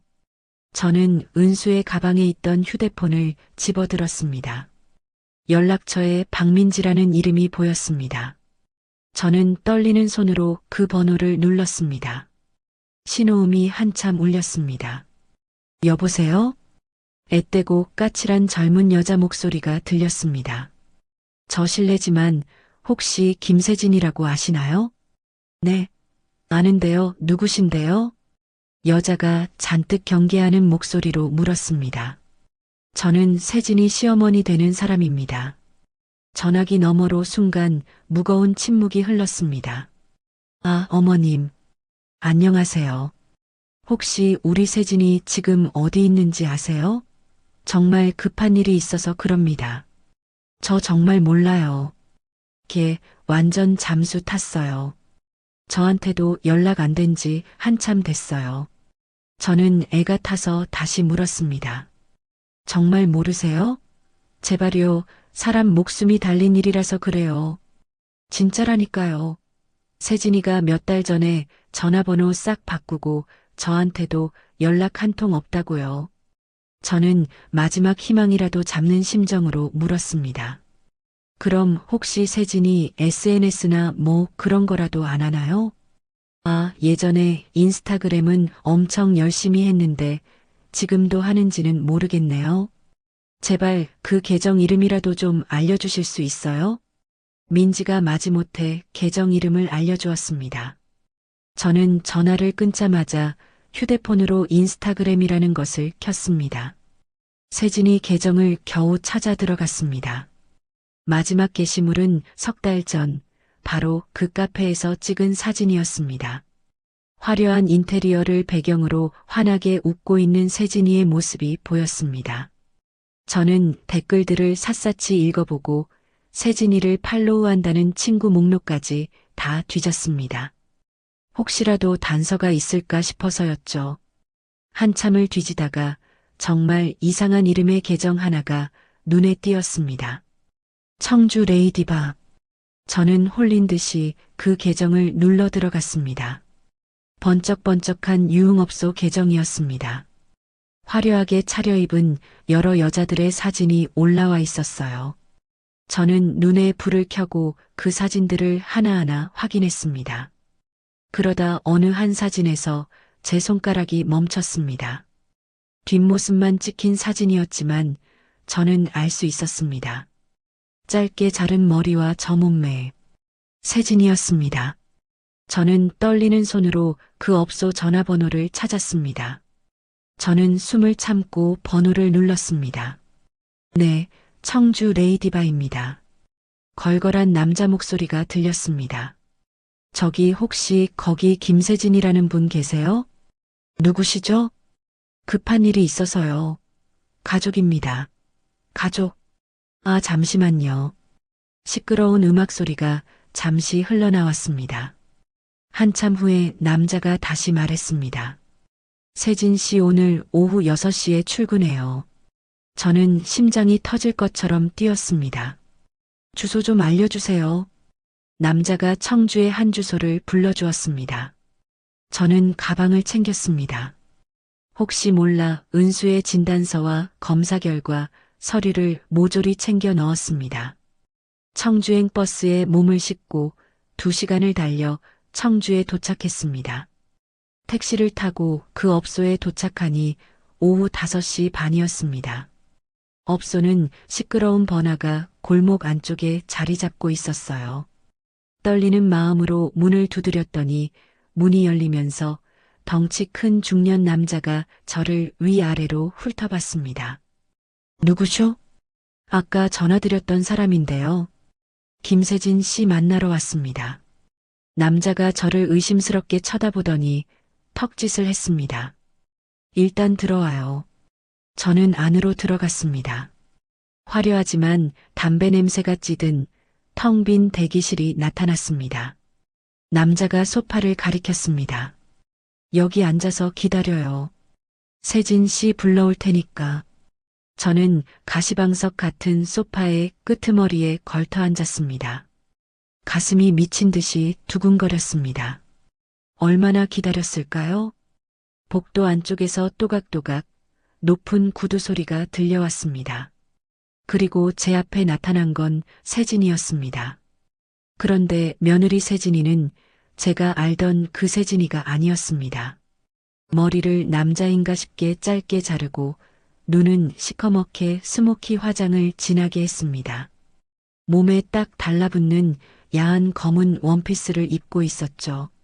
하지만 그 화려한 화장 너머로 얼굴은 바싹 마르고 초췌했습니다. 눈가에는 짙은 그늘이 드리워져 있었어요. 세진이가 저를 발견하고는 그 자리에 돌처럼 굳어버렸습니다. 어머님? 세진이의 목소리가 당황해서 떨리고 있었습니다. 저는 천천히 일어났습니다. 세진아, 어머님이 어떻게 여길 찾아오셨어요? 세진이가 저를 피해 뒤로 물러섰습니다. 저는 가방에서 그 서류 뭉치를 꺼냈습니다. 세진아, 지금 은수가 위급해. 은수 씨가요? 그래. 네 남편 지금 병원에 입원했어. 세진이가 믿기지 않는다는 듯 눈만 깜빡였습니다. 이것부터 봐. 네 눈으로 똑똑히 봐. 은수가 간이식이 필요하단다. 세진이가 마지못해 서류를 받아들었습니다. 대충 훑어보더니 기가 차다는 듯 비웃음을 터뜨렸습니다. 간이식이요? 그래서요? 저더러 지금 간이라도 떼어달라고 여기까지 오신 거예요? 그래. 내가 검사라도 받아줘야 해. 제가 왜요? 어머님, 지금 제정신이세요? 세진이가 서류를 제게 다시 던지듯 돌려줬습니다. 저는 그 서류를 받지 않았습니다. 내가 은수 아내잖아. 아직 법적으로도 내가 아내라고. 내가 해줘야 해. 저희 이혼했어요. 마음속으로는 끝났다고요. 세진이가 팔짱을 끼고 고개를 돌렸습니다. 어머님, 저는 죽어도 안 할 거예요. 은수 씨는 이제 저랑 아무 상관없는 사람이에요. 저는 분노로 온몸이 떨렸습니다.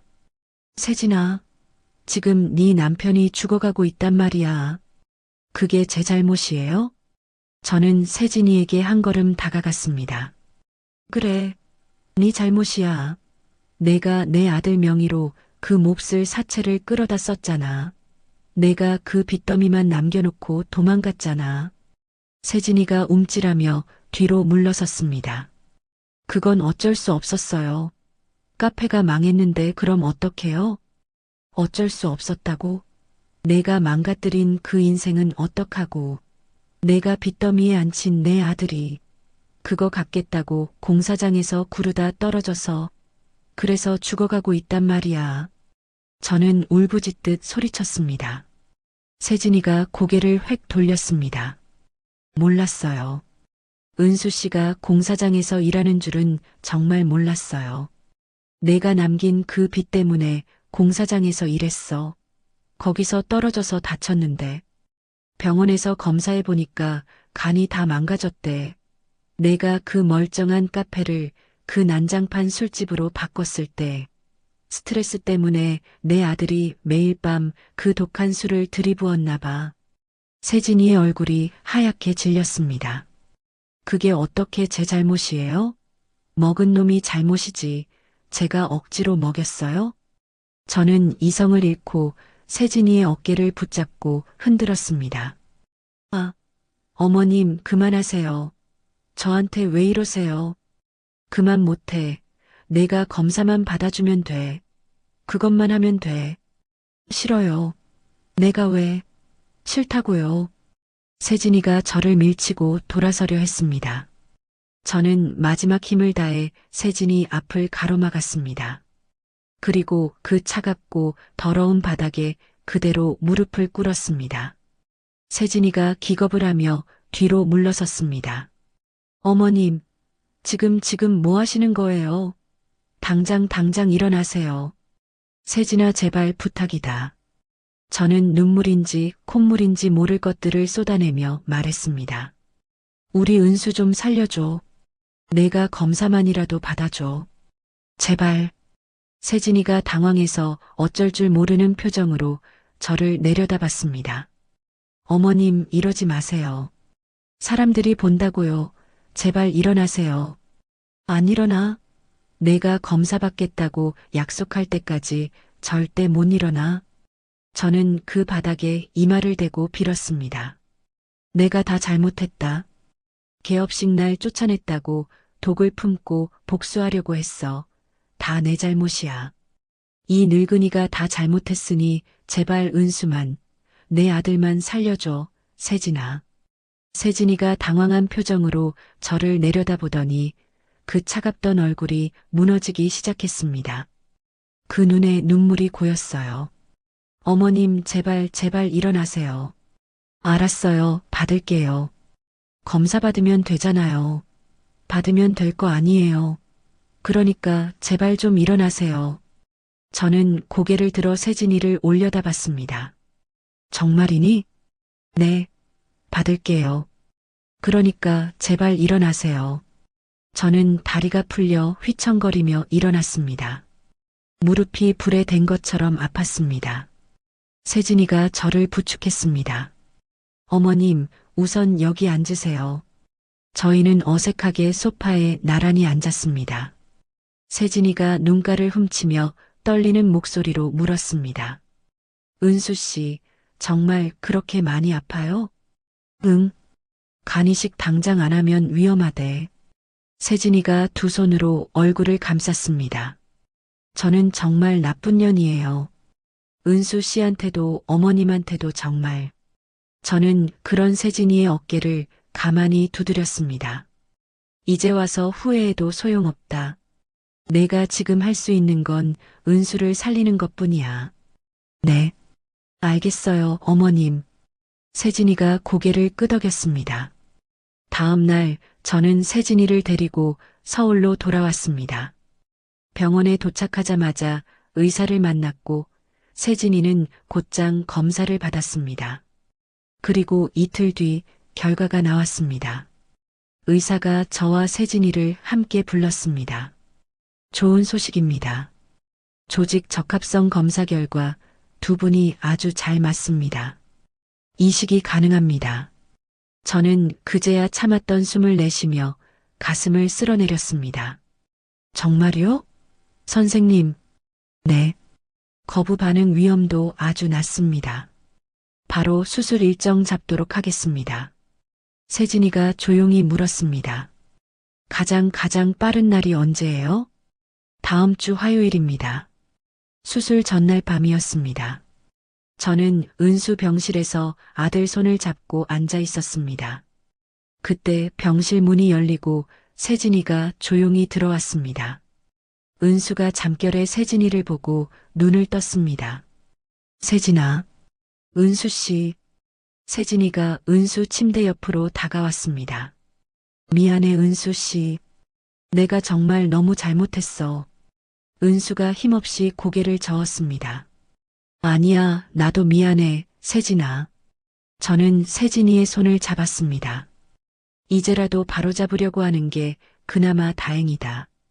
내 아들 은수를 살려줘서 정말 고맙다. 아니에요. 어머님, 당연한 일이에요. 다음 날 두 사람의 수술이 시작되었습니다. 저는 수술실 밖 수술 중이라는 붉은 등만 쳐다보며 기다렸습니다. 피가 마르는 6시간이 지났습니다. 드디어 수술실 문이 열리고 집도이가 나왔습니다. 수술 아주 잘 끝났습니다. 두 분 다 무사하십니다. 저는 그 자리에 무릎에 힘이 풀려 주저앉고 말았습니다. 감사합니다, 선생님. 정말 감사합니다.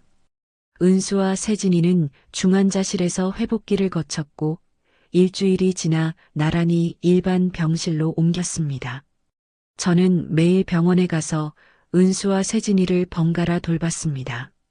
어느 날 세진이가 링거를 맞으며 제게 말했습니다. 어머님, 은수 씨한테 정말 잘할게요.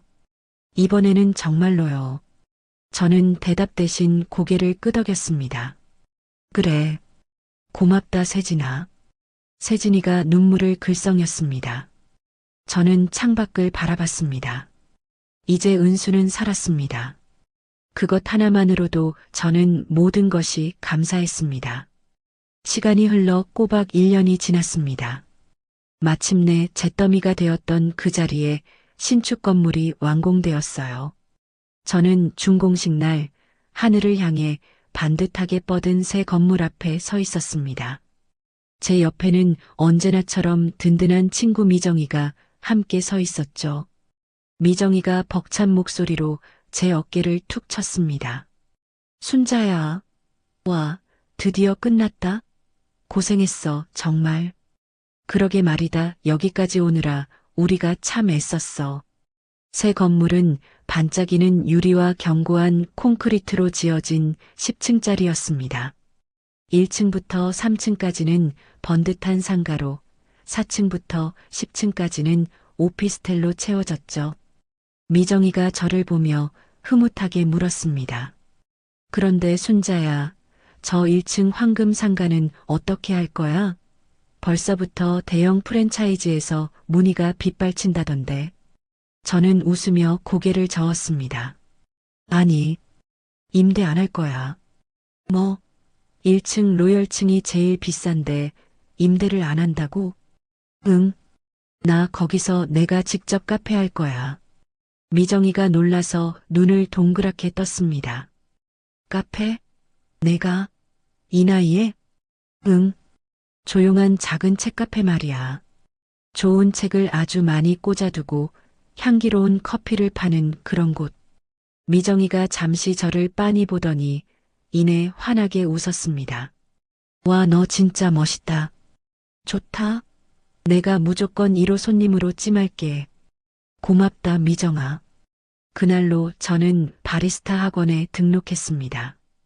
평생 주방에서 밥이나 하던 제가 난생 처음으로 커피 만드는 법을 배우기 시작했죠. 뜨거운 에스프레소 추출하는 법부터 부드러운 우유 거품 내는 법, 심지어 라떼 아트까지 정말 2달 동안 정신없이 배웠습니다. 처음에는 손이 어찌나 떨리던지 컵을 몇 개나 깨뜨렸지만 매일 연습하고 또 연습하니까 제법 익숙해졌습니다. 동시에 카페 인테리어를 시작했어요. 저는 직접 설계 도면을 들고 인테리어 업체 사장님과 머리를 맞대었습니다. 사장님, 다른 건 몰라도 이 벽 한쪽은 바닥부터 천장까지 닿는 아주 큰 책장으로 꽉 채워주세요. 인테리어 업체 사장이 고개를 끄덕였습니다. 알겠습니다, 강 사장님. 그럼 나무 재질로 따뜻한 느낌을 주는 게 좋겠네요. 네, 맞아요. 사람들이 편안하게 앉아서 책을 읽을 수 있는 그런 따뜻한 느낌으로요. 그렇게 한 달이 꼬박 지나고 드디어 제 카페가 완성되었어요. 저는 설레는 마음으로 카페 문을 열고 들어가 봤습니다. 제 키보다 훨씬 높은 벽 한쪽을 가득 채운 거대한 책장이 저를 맞이했어요. 아직은 텅 비어 있었지만 곧 저곳이 제 꿈으로 채워질 거라 생각하니 가슴이 벅찼습니다. 창가 쪽에는 따스한 햇살이 쏟아져 들어왔고 카운터에는 반짝이는 은색 에스프레소 머신이 위풍당당하게 자리 잡고 있었죠. 저는 카운터에 서서 이 모든 풍경을 가만히 둘러봤습니다. 정말이지 가슴이 벅차고 뿌듯했습니다. 다음 날부터 저는 서점에 가서 책을 고르기 시작했습니다. 소설, 에세이, 시집, 입문서까지 제가 평생 읽고 싶었던 책들을 모조리 사들였죠. 그 책들을 한 권 한 권 책장에 정성껏 꽂으니 텅 비었던 카페가 그제야 살아 숨쉬는 것 같았습니다. 모든 개업 준비를 마치고 드디어 간판을 달았습니다. 순자의 작은 도서 카페. 미정이가 1호 손님 약속을 지키겠다며 제일 먼저 카페를 찾아왔습니다.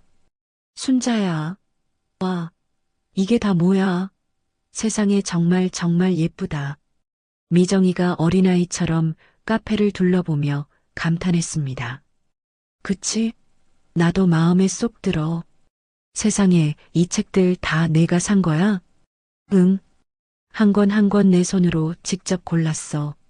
미정이가 책장 앞에 서서 책 제목들을 훑어보며 고개를 끄덕였습니다. 이야, 취향 한번 고급지네. 나도 여기 단골 해야겠다. 저는 당당하게 에스프레소 머신 앞에 섰습니다. 미정아, 커피 뭐 마실래? 내가 배운 솜씨 좀 보여줄게. 어디 보자, 강 사장님. 뜨끈한 아메리카노 한 잔. 알았어. 잠시만 기다려. 저는 배운 대로 원두를 갈아 진한 에스프레소를 추출하고 뜨거운 물을 부어 향기로운 아메리카노를 만들었습니다. 컵을 미정이에게 건넸죠. 자, 마셔봐. 미정이가 한 모금 마시더니 눈을 크게 떴습니다. 야, 이거 진짜 맛있다. 너 언제 이런 기술까지 배웠어? 완전 프로 바리스타 같은데? 이래봬도 내가 밤낮으로 연습을 얼마나 했는지 몰라. 미정이가 창가 자리에 앉았고 저도 커피를 들고 마주 앉았습니다. 미정이가 저를 가만히 바라보며 말했습니다. 순자야, 너 정말 많이 변했다. 뭐가? 완전 다른 사람 같아. 아주 멋있어. 저는 창밖을 바라봤습니다. 나도 몰랐어. 내가 이런 일을 벌일 수 있을 줄은. 정말 잘했어. 솔직히 말해서 그때 그 복수만 딱 하고 끝났으면 얼마나 허무했을 거야. 복수? 저는 쓴웃음을 지으며 중얼거렸습니다. 미정이가 제 손을 따뜻하게 잡았습니다. 순자야. 복수보다 더 통쾌하고 오래가는 건 품격이야. 넌 지금 누구보다 품격 있게 내 삶을 다시 살고 있어. 고마워, 미정아. 정말 내가 없었으면 난 여기까지 절대 못 왔을 거야. 저희는 오랜만에 소녀들처럼 마주보고 환하게 웃었습니다. 카페 문을 정식으로 열었습니다. 하루에 많아야 10명 정도 찾아왔어요. 하지만 저는 그걸로도 충분히 괜찮았습니다. 조용히 커피를 마시며 책장을 넘기는 손님들을 바라보는 것만으로도 마음이 평화로워졌거든요. 며칠이 더 지났습니다. 오후 3시쯤이었을 겁니다. 딸랑하고 카페 문이 열리는 소리가 들렸습니다. 저는 무심코 고개를 들어보니 은수와 세진이가 서 있었습니다. 은수가 제 눈치를 살피며 조심스럽게 안으로 들어왔습니다. 세진이는 차마 들어오지도 못하고 문 앞에서 망설이고 있었죠. 은수가 저를 보며 힘겹게 입을 열었습니다. 엄마, 여기 우리 들어가도 돼? 그래. 어서 들어와. 은수가 그제야 안으로 들어왔습니다.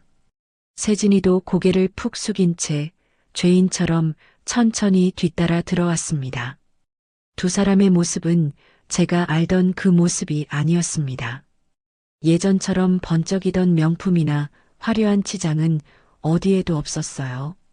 하지만 이상하게도 표정은 예전보다 훨씬 편안해 보였습니다. 그 도끼 서리고 날카롭던 눈빛이 사라져 있었어요. 세진이가 제 앞에 와서 고개를 숙였습니다. 저는 애써 담담하게 테이블을 가리켰습니다. 은수와 세진이가 자리에 앉았습니다. 저는 아무 말 없이 일어서서 커피를 만들어 그들 앞 테이블에 놓아주었죠.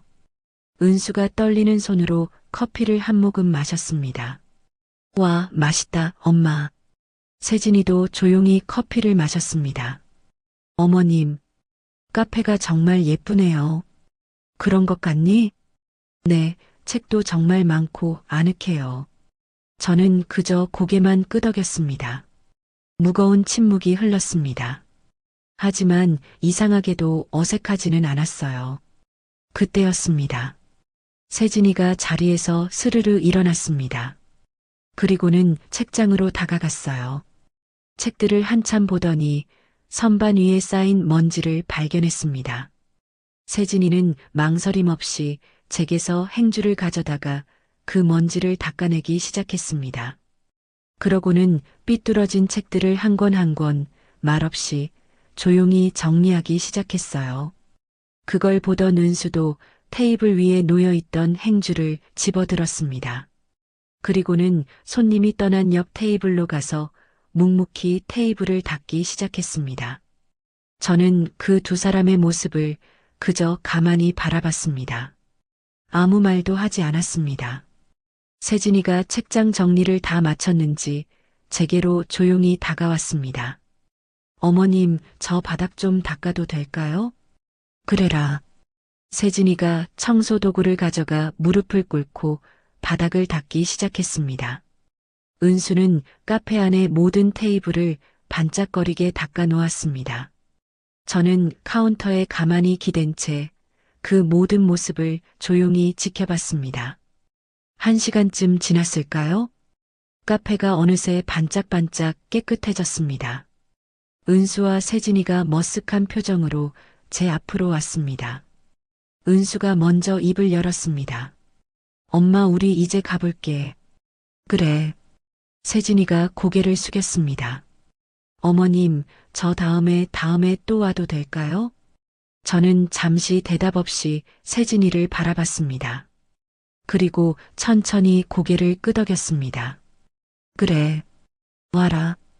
그제야 세진이가 눈물을 글썽였습니다. 감사합니다, 어머님. 은수와 세진이가 조용히 카페를 나갔습니다. 저는 창가로 가서 두 사람의 뒷모습을 바라봤습니다. 은수와 세진이가 길을 건너며 나란히 걸어가고 있었어요. 은수가 세진이의 손을 조심스럽게 잡았습니다. 세진이가 그런 은수를 보고 아주 오랜만에 환하게 웃었습니다. 저는 그 모습에서 눈을 떼지 못하고 창문에 이마를 기댔습니다. 하늘이 아름다운 주황빛으로 물들고 있었어요. 제가 그 아이들을 용서한 건지 아니면 그냥 받아들인 건지 사실 저도 제 마음을 잘 모르겠습니다. 하지만 이제는 그게 별로 중요하지 않다는 것을 깨달았습니다. 지긋지긋했던 복수도 가슴을 태웠던 분노도 이제는 다 상관없어졌어요. 그리고 언젠가 은수와 세진이가 다시 이곳을 찾아오겠죠. 그때는 오늘보다 조금은 더 편한 마음으로 맞이할 수 있을 것만 같았습니다. 여기까지가 제 이야기입니다. 살다 보면 누구나 억울한 일을 겪죠. 저는 가장 가까운 가족에게 모욕을 당했고 복수를 했습니다. 하지만 복수가 끝이 아니더라고요. 복수 뒤에 남은 건 텅 빈 마음이었습니다. 진짜 중요한 건 새로운 시작이었어요. 낡은 걸 부수고 새로운 걸 세우는 것. 과거의 상처를 딛고 오늘을 사는 것이더라고요. 이야기를 끝까지 들어주신 분이 계시다면 잘 들었다고 댓글 하나만 남겨주세요. 감사합니다.